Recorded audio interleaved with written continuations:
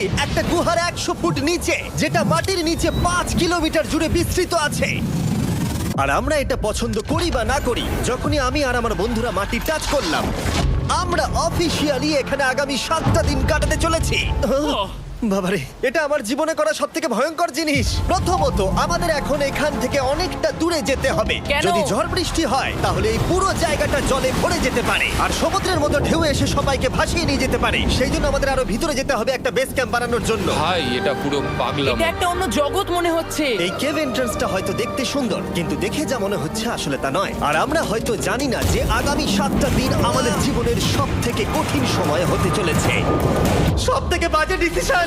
ঠিক আছে, আর কিছুক্ষণের মধ্যেই অন্ধকার হতে চলেছে। ক্যাম্প না করলে আমরা বিপদে পড়বো। আমরা কোথায় যাচ্ছি সেটা কি বলবে? আমাদের ক্যাম্প সেটআপের জন্য একটা ফ্ল্যাট গ্রাউন্ড খুঁজতেই হবে। কেভের ভেতরে ঢোকার পরে আমরা এমন একটা জায়গা খুঁজে পেলাম যেটা অনেকটা উঁচুতে থাকায় আমরা জল থেকে সুরক্ষিত থাকতে পারবো। তার মানে এটা ক্যাম্পের জন্য পারফেক্ট। পারফেক্টটা একটু বেশি হয়ে গেল। মোটামুটি বলা যেতে পারে। ঠিক আছে, ক্যাম্পের জন্য মোটামুটি। প্রথম দিনের বাকিটা আমরা কাটিয়ে দিলাম আমাদের জিনিসপত্র আনতে। প্রত্যেকটা ব্যাগের ওজন প্রায় 80 পাউন্ড। আর যেমনটা তোমরা ফুটেজে দেখছো, আমরা এটা করতে 4 ঘন্টা লাগিয়ে দিলাম। এখান থেকে যাওয়া খুব কঠিন।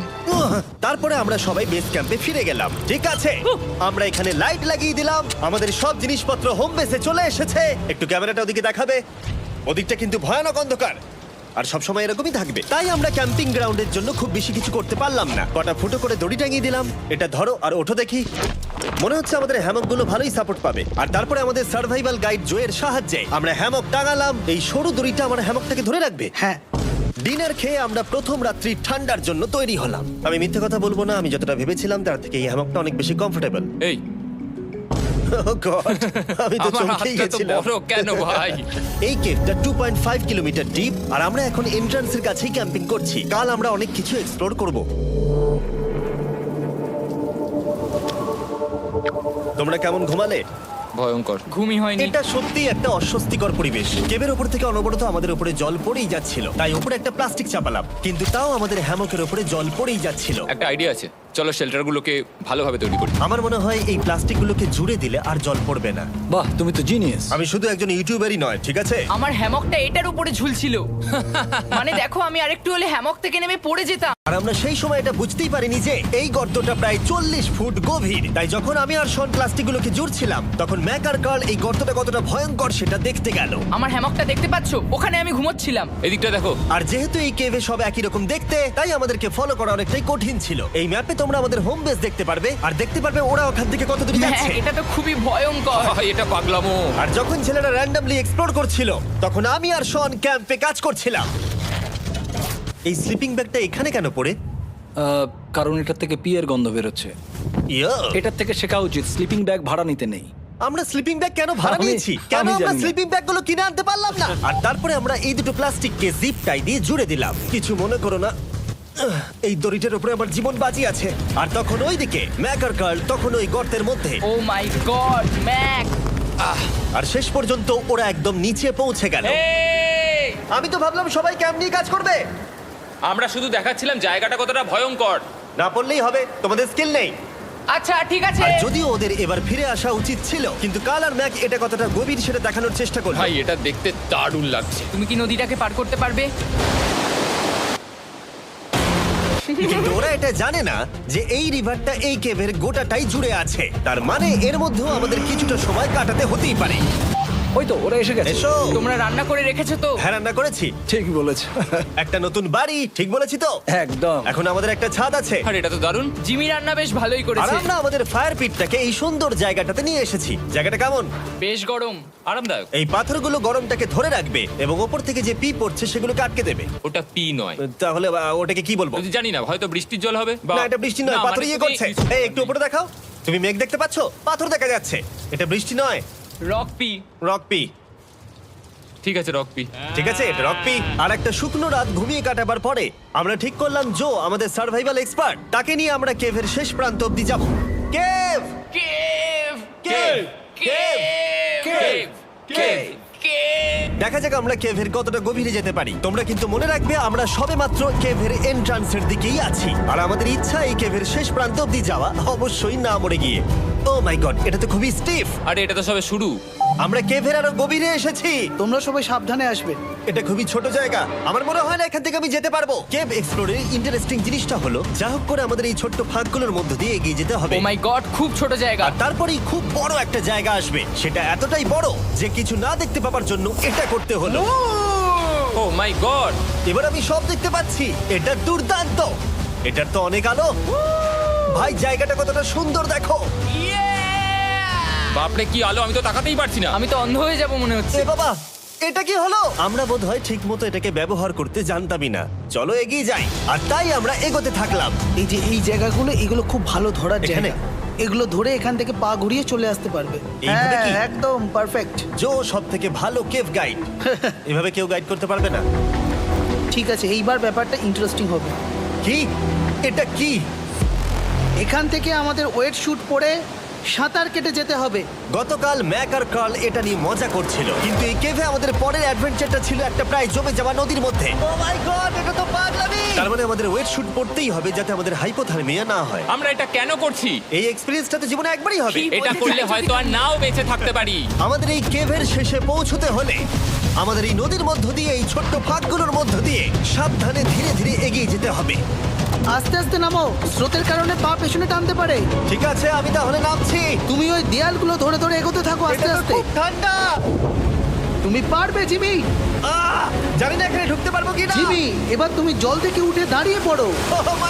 এটা সত্যি একটা পাগলামি। এখানে কি ঠান্ডা! যখন তোমরা খুব ঠান্ডা জলের মধ্যে থাকবে তখন একটা পাথরকে ধরে এগিয়ে চলা খুব কঠিন হবে। ও মাই গড, এটা সত্যি পাগলামি।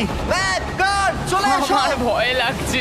চলো চলো, পারবে। ভাই। এগোতে থাকো, পেছন দিকে তাকিও না। একবার দেখো আমরা কি করছি। কিন্তু এই বাধাগুলো এতটা কঠিন ছিল না সামনে যা আসতে চলেছিল তার তুলনায়। আমরা পেরেছি। কেভ কেভ কেভ এই, কেভ। একটা কথা শোনো, আমরা 10% আসিনি। তার মানে এখনো আমরা শুধুমাত্র সার্ফেসেই রয়েছি, আর শেষ প্রান্তে পৌঁছতে হলে আমাদেরকে আরো 2 কিলোমিটার যেতে হবে। যেরকম তোমরা দেখতে পাচ্ছ এখানে 24x7 বৃষ্টি হয়, তাই আমি একটা আড্ডা মারার জায়গা তৈরি করেছি যেখানে আমরা কেউ ভিজবো না। আমি ভাবছি আমি যদি এটা না বানাতাম তাহলে কি হতো। আমি নিশ্চিত যে ওদের একটা ভেজা পাথরের উপর শুতে হতো। আমাদের ক্রমাগত এগিয়ে যেতে হবে এবং শরীরটাকে ভিজে রাখতে হবে। ঠিক আছে। নইলে আমাদের শরীরের তাপমাত্রা কমে যাবে। এটা কঠিন কেন? সব থেকে বাজে ব্যাপার হলো আমরা যতটাই দিকে এগোবো ততটাই আমাদের পিছন দিকে ক্যাম্পে ফিরতে হবে। আমাদের পরের বাধাটা হয়তো জলের মধ্যে নয়, কিন্তু তার মানে এটা নয় যে সেটা সহজ হবে। আরে এটা কি মাকড়সার জাল? কিন্তু আমি মাকড়সা দেখতে পাচ্ছি না তার কেন? মানে ওটা আমাদের উপরে আছে। আরে তোমার গায়ে, তোমার গায়ে। আমার বন্ধুরা বলতে বাজে, এই কেপটা মিস্টার বিস ভিডিওর মতো, যত এগোবে ততই কঠিন হবে। সত্যি কথা বলতে যদি আমাদের সাথে জো না থাকতো আমরা মরেই যেতাম। আর 3 ঘন্টা পরে জো আমাদের জন্য একটা বাজে খবর নিয়ে এলো। জল অনেকটা বেড়ে গেছে আর আমরা অনেকটা সময় লাগিয়ে ফেলেছি, তাই আজকে আমাদের আবার ক্যাম্পে ফিরে যেতে হবে। আমি মানবো না। তুমি সেফটি এক্সপার্টের কথা অমান্য করতে পারো না। আমি এটা মানবো না। সত্যি কথা বলতে আমাদেরকে ফিরতেই হতো, কারণ এর আগে আমরা শুট করতে অনেকটাই সময় নষ্ট করে দিয়েছি, তারপর ফ্লেয়ার নিয়ে খেলেছি, তাই আমরা ফিরে যাচ্ছি। আর এই মিশনটা আমরা পরের দিন আবার শুরু করব। শন, আমরা এসে গেছি। আরে তুমি এখানে কি করছিলে? এখন তোমরা কেউ ভিজবে না। আমি তো জানতামই না এই লাইটগুলো আমরা এনেছি। এগুলো দারুণ লাগছে তাই না? দুঃখের বিষয় আজকে আমরা মাত্র 20% এগোতে পেরেছি, কিন্তু বিশ্বাস করো আমরা শেষ পর্যন্ত অবশ্যই যাব আগামী কয়েকদিনের মধ্যেই। আমার মনে হয় না। কোনোদিনই হবে না। আমি তো বললাম। আমরা ডে 4টা রেস্ট নেব আর ডে 5-এ চেষ্টা করব এই কেভের শেষ অবধি যাবার। দেখা যাক কি হয়। ডে 3-তে মজা হলো, কালকে আবার দেখা হচ্ছে। আর কেভের ভিতরে 3টে খুব বাজে রাত কাটাবার পরে পরের দিন সকালে আমাদের মাথায় শুধু একটাই কথা আসছিল, আমার একটা হট শাওয়ার চাই, তবে আমি এখন একটু শান্তি পাবো। ও এখন শাওয়ার পেলে কিন্তু দারুণ হয়। আমি চান করিনি প্রায় 3-4 দিন হয়ে গেল। তোমরা নিশ্চয়ই জানো কেভের মধ্যে শাওয়ার করা সম্ভব নয়। আমাদের অনেকটা পথ হেঁটে সাবধানে আগের রিভার বেডের কাছে পৌঁছতে হলো। ও মাই গড! আমি আমার ব্রেনকে ফিল করতে পারছি। আমি এভাবে ব্রেনকে ফিল আমার করিনি। কপালটা জমে গেল পুরো। চলো ড্রোন দিয়ে মাথার চুলগুলো শুকিয়ে নি। এদিকে এসো ড্রোন। ও দাঁড়াও দাঁড়াও দাঁড়াও, এটা কিন্তু কাজ করছে। হ্যাঁ, দারুণ কাজ করছে। ড্রোন থাকতে হেয়ার ড্রায়ারের কি দরকার? আর চুল শুকানোর পর আমরা জোয়ের সাথে জার্নির প্ল্যান করতে বসলাম। এটা কি জো? এটাই কেভের ম্যাপ। আগেরবার আমাদের থামতে হয়েছিল কারণ জল খুব জোরে বইছিল। এখন বৃষ্টি কম হচ্ছে, তাই কালকে আমরা নিশ্চয়ই এই কেভের শেষে পৌঁছে যাব। এটা ভয়ঙ্কর হতে চলেছে। প্রথমে আমাদের কালকে যেখান দিয়ে গেলাম সেখান দিয়ে আগে যেতে হবে। জলের মধ্যে ঝাঁপ দিতে হবে এবং পাথর দেখে হাঁটতে হবে। এগুলো সবকটা আমরা যদি পার করতে পারি তাহলে আমরা গ্লো ওয়ার্ম চেম্বারে পৌঁছে যাব। কেমন দেখতে তুমি সেটা বলো না, আমি তোমাদেরকে সারপ্রাইজ দিতে চাই। তোমার মনে হয় আমরা পারবো? ওইসব বাদ দাও, আমরা ঠিক কালকে পৌঁছে যাবো। কালকের প্ল্যান আমরা চক আউট করে নিয়েছি। আমরা রেস্ট করছি আর ফেস্টিভ্যাল স্মোর্টস খাচ্ছি আমাদের এনার্জি রিগেন করতে। সবাইকে চিয়ার্স। Yippee! জো এই প্রথমবার ফেস্টিভ্যাল ও, স্মোর্টস দারুণ। খাচ্ছে। জো সত্যি কথা বলবে। এটা দারুণ, তাহলে ভালো লাগলো? দারুণ লেগেছে। আমরা এই চকলেটটা আগে কেন বের করে নি? এটা এমনি চকলেটের থেকে 10 গুণ ভালো খেতে। সত্যি কথা বলতে তোমরা যদি ফেস্টিভ্যালের সাথে স্মোর্টস ট্রাই না করে থাকো তাহলে তোমরা মিস করছো। কালকে আমরা পুরো কেভটা এক্সপ্লোর করব, দেখা হচ্ছে। তাই আমরা ভালো করে ঘুমানোর চেষ্টা করলাম আর কালকের প্রিপারেশন নিলাম কেভের শেষে যাওয়ার জন্য। আমরা আমাদের জীবনের সবথেকে ডেঞ্জারাস জার্নি করতে চলেছি। ডে 3 এর অভিজ্ঞতা মাথায় রেখে আমরা কম শুট করেছি যাতে আমরা সামনের দিকে তাড়াতাড়ি এগোতে পারি। জলটা খুব ঠান্ডা হ্যাঁ, আগের দিনের মতোই খুব ভালো। এই তো আর যাতে আমরা সবাই বেঁচে ফিরতে পারি তাই জো ছাড়াও আরেকজন সার্ভাইভাল এক্সপার্টকে আমরা নিয়ে এসেছিলাম। এখানেই আমরা ডে 3 তে আটকে গেছিলাম। এখন আমরা কি করব? এবারে আমরা অনেক তাড়াতাড়ি এসেছি। আমাদের পিছনে ঘন অন্ধকার, কোথায় যাব? এই রাস্তাটা অনেক সরু এবং হ্যাঁ। স্রোত প্রচুর বেশি, তাই আমরা দেয়ালগুলো ধরে ধরে আস্তে আস্তে এগোবো। এই যে এইভাবে। Oh হ্যাঁ, God! এই রকটায় জাম্প করো। কয়েকটা ভালো পাথর আছে যেগুলোকে তুমি ধরে এগোতে পারবে। আরে এখানটা তো অনেক অন্ধকার। আমি আর পা পাচ্ছি না, আমি এখন মাটিতে আর পাই পাচ্ছি না। যেহেতু আমরা মাটিতে পা পাচ্ছিলাম না, তার মানে যদি আমরা পাথর ছেড়ে দিই তাহলে এই জলের স্রোত আমাদেরকে ভাসিয়ে নিয়ে যেতে পারে। জো, আমরা কি করব?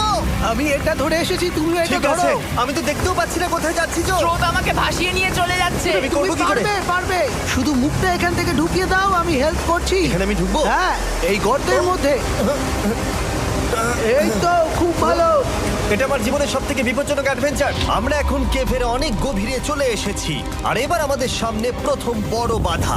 এখানে জলের একটা ঘূর্ণাবর্ত আছে, যদি তুমি এর মধ্যে পড়ে যাও তাহলে তোমাকে একদম নিচে নিয়ে চলে যাবে। মানে আমরা পড়ে গেলে মরে যেতে পারি। হ্যাঁ, মানে আমরা মৃত্যুর সাথে খেলা করছি। এটা এতটা বিপজ্জনক হতে পারে আমি সত্যিই ভাবিনি।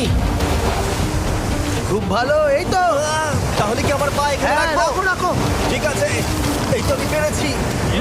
এটা আমার ভাবনার থেকেও বেশি কঠিন ছিল। এই নদীটা কতটা শক্তিশালী এই গোটা কেভটাকে তৈরি করেছে। কিন্তু মজার ব্যাপার হলো আমরা পাথরের মতো শক্তিশালী নই। আমি শুধুমাত্র মানুষের মতোই শক্তিশালী। সৌভাগ্যবশত কাল এই অ্যাডভেঞ্চারে লিড করেনি, তার বদলে আমরা একজন অ্যাভেঞ্জার জোকে পেয়েছি। ও কতটা এক্সপার্ট তার প্রমাণ হিসেবে বলতে পারি। সে লিটারালি কতটা ওপর থেকে আমাদেরকে নদীতে ঝাঁপ দিয়ে দেখালো।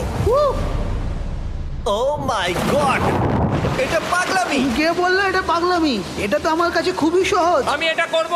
তুমি কোনোভাবেই এটা করতে পারবে না। আরে কি বলছোটা কি তুমি? আমি এক্ষুনি করতে চাই। চলো যাচ্ছি Joe. God speed back. Jimmy আমার সাথে যা যা করেছে তার কাছে এটা তো কিছুই নয়। 3, 2, 1।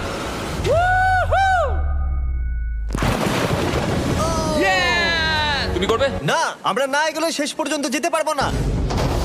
ও মাই গড, আমাদের নিচের দিকে যেতে হবে। আমরা সবসময় স্রোতের উল্টো দিকে কেন যাই? এখন শুধু আমি ভেসে ভেসেই যেতে পারবো, আর কিছু না। এই জলের তলায় অনেক ধারালো পাথর আছে, তোমরা সেগুলোকে দেখতে পাবে না, তাই সাবধানে পা ফেলবে। ও মাই গড, আবার এটা গভীর আরে হচ্ছে। আমার পা তো কিছুর উপরে রাখতে হবে। ছোট ছোট পাথরগুলোই একমাত্র বাধা ছিল না, মনে হচ্ছে আমাদের প্রতিটা পদক্ষেপে। ও ভাই, আমি কিচ্ছু দেখতে পাচ্ছি না। এটা খুব ভয়ঙ্কর। কেভটা আরো অন্ধকার হয়ে আসছিল এবং আরো সরু। আর তখন আমরা জানতাম না যে আমরা ফিনিশ লাইন অবধি পৌঁছতে পারবো কিনা। ও, আহ। আমি ক্লান্ত হয়ে পড়েছি। এই কেভে আরো কঠিন বাধা আসার আগে তোমাদেরকে আমি কিছু দেখাতে চাইবো। জো, তোমার ব্যাগটা দাও। Thank you. তুমি জানো এর মধ্যে কি আছে? না, জানি না কি আছে। Brand new mister beast lab swamp. সত্যি কথা বলছি, গত 5 ঘন্টা ধরে যেহেতু আমি অনেক পরিশ্রম করেছি, তাই কোনো মতেই এখন এটা আমি বলার মতো অবস্থায় নেই। তাই এটা শুট করার 1 মাস পরে আমি পুরো কেপ সেটটা তৈরি করলাম ফিউচার জিমি নেম ট্যাগ দিয়ে। তারপরে বললাম, হে, আমি ফিউচার জিমি, আর আমি এখন তোমাদেরকে বলবো brand new toy line of mister beast lab swamp সম্পর্কে। এটা একটা কালেক্টিবল টয় লাইন, আর এখানে 119টা ইউনিক ডিজাইন ক্যারেক্টারও আছে যা তোমরা কালেক্ট করতে পারো। আর সবথেকে দারুণ ব্যাপারটা হলো, কোন ক্যারেক্টারটা তুমি পেয়েছো সেটা জানতে হলে এই টিউবে ওয়াটার দিয়ে নাড়াতে হবে আর তোমার সোয়ামস তোমার সামনে চলে আসবে। আর আমি এটা ডেমনস্ট্রেট করতে এই বিশাল বড় টিউবটাকে বানিয়েছি। এই টিউবটাকে জল দিয়ে ভরে দাও। তোমাদের এত জলের দরকার নেই, এটা অনেক বড় বলে এত লাগছে। ঠিক আছে, এটা এখন জলে ভর্তি হয়ে গেছে। এবার এটাকে একটু নাড়াতে হবে। এটা কি আর নাড়াতে হ্যাঁ হবে? হ্যাঁ, অনেক নাড়ানো হয়ে গেছে। এবার জল ঢালো এখানে। জো ঢালছে। আর জল ঢালার পরে তোমরা দেখতে পাবে তোমরা কোন সোয়ামটা পেয়েছো। এটা সব থেকে রেয়ার হাইপোক্রোম, যেটা মাত্র 1000টা বানানো হয়েছে। জো, এটা তোমার। Thank you so much. এটা চাই। আর এটা তোমার। কাল কি নেবে? আমার কাছে দুটোই ছিল। আর আমরা শুধু সোয়ামেই থেমে নেই, আমরা এই অ্যাকশন ফিগার প্যান্থার গুলো বানিয়েছি যেগুলো এই ব্রিফকেসে আছে। আর এই সোয়ার্মের মতো এই মিউটেটর যখন তোমরা কিনবে দেখতে পাবে এর ভেতরে কি আছে। কোথায় কিনবো? ভালো হয়েছে জিজ্ঞাসা করলে। মিস্টার বিস্ট ল্যাব টয়েস এখন তোমরা পৃথিবীর সব জায়গায় পেয়ে যাবে। এগুলো সব বেরিয়ে গেছে, তোমরা গিয়ে কিনে নাও। আর কেবের মধ্যে অনেক সমস্যা পেরোনোর পরে আমরা ফাইনালি পৌঁছে গেলাম গ্লো ওয়ার্ম চেম্বারে। ভাই এবার খুব ভালো লাগছে। ঠিক আছে টিম, তোমাদের গ্লো ওয়ার্ম চেম্বারে স্বাগত। এ তো দারুণ। এটা দারুণ লাগছে। ভাই এটা পৃথিবী মনে হচ্ছে না এখানে একদমই। যে আলো তোমরা দেখতে পাচ্ছ সেগুলো আসলে ছোট্ট ছোট্ট বায়োলুমিনেসেন্ট গ্লো ওয়ার্ম তৈরি করেছে। এটা দেখতে অনেকটা মিল্কি ওয়ে গ্যালাক্সির মতো লাগছে। ওয়াও! আর এই মুহূর্তটা, এই ভিউ, সত্যি বলতে এই ট্রেকের সমস্ত ক্লান্তি যেন দূর করে দিল। এখানে অবধি পৌঁছানো যেন সত্যি একটা অ্যাচিভমেন্ট ছিল। কিন্তু এখন আমাদের যাত্রা শেষ হয়নি, কারণ আমাদের এখান থেকে এখন বেস ক্যাম্পে ফিরতে হবে। আজকে ডে 6 হতে চলেছে, এখনো ওরা আসেনি আর আমি খুব ক্লান্ত।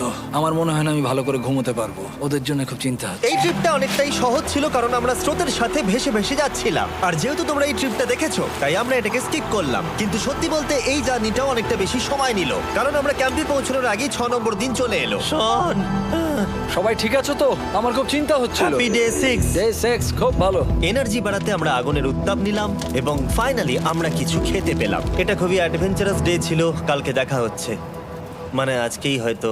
এটা হয় ডে কোনোদিন 6 হবে না। নাকি আজকে, না আমি জানি না। এত বড় ট্রেক সম্পূর্ণ করার পরে শারীরিকভাবে চূড়ান্ত ক্লান্ত হওয়া সত্ত্বেও জানি না কেন কিন্তু আমি একদমই ঘুমাতে পারছিলাম না।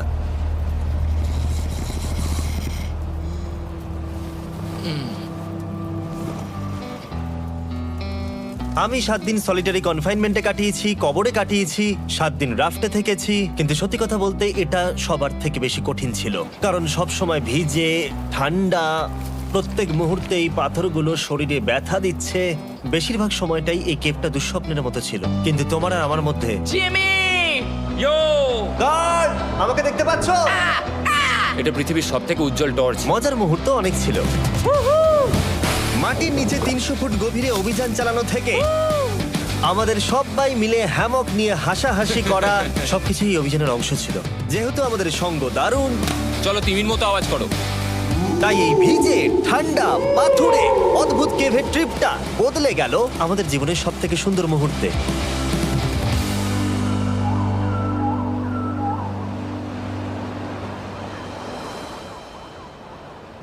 আমরা এখান থেকে যাব না যতক্ষণ না সবকিছু তোলা হচ্ছে। আর আমি সবকিছু বলেছি মানে সবকিছুই। চলো এবার বেরোনো যাক। আর যখন আমরা মাউথ কেভে আবার ফিরে এলাম, ভাই ওপরটা দেখতে দারুণ লাগছে। তখন জয়ের জন্য একটা সারপ্রাইজ ছিল।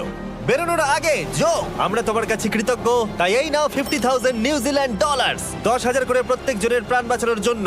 ও my God, thank you so much Jimmy. Thank you Joe. Love you, Joel! এবার আমাদের সব কাজ হয়ে গেছে, চলো বেরোনো যাক।